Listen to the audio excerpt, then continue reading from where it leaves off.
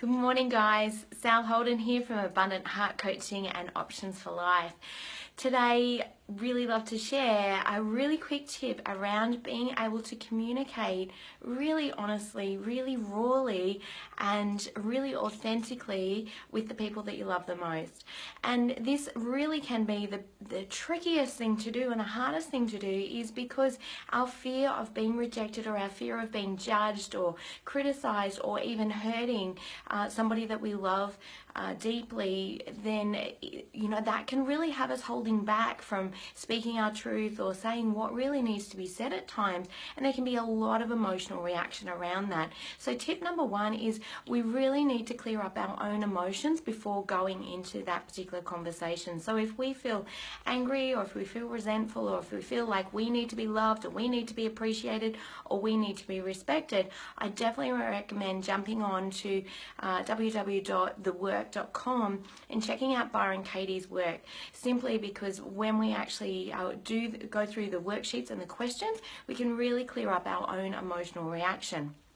From that space, we can really set our own feelings aside and be very, very present to what's actually happening for the other person, and really come into that space wanting to understand and feel where they're at and what's going on for them, in order to resolve whatever's going on, if it's a particular conflict or if there's just a disagreement or you're just not seeing eye to eye on something.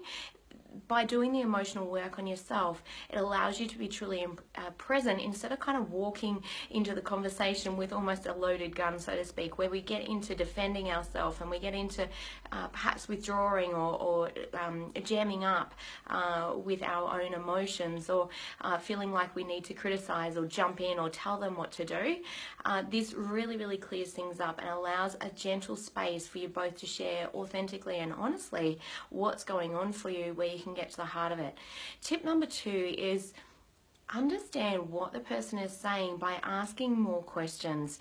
A lot of the time we will use different words, and everybody has a slightly different meaning around the words that they use. So use clarifying questions. What did you really mean by that? Or what does that, when you say that, what does that mean specifically for you? I know that I had an incident recently where the person that I was speaking to and myself had two different meanings. We were using the same word, but we both had two very, very different meanings of what that word meant to each of us, which meant that we were actually discussing quite vigorously.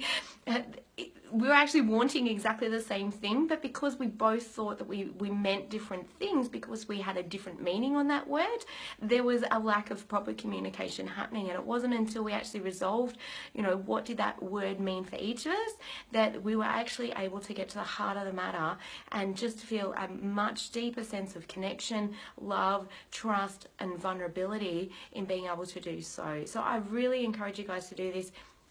It will bring a new depth to your relationships that just allows you to feel more connected and closer than ever before, and to really build that sense of trust. And of course, when we're trusting in relationships, that really is the deepening of greater love as well. So have a fantastic day, enjoy your Friday, and definitely have fun experimenting with this, and check out the work, www.thework.com.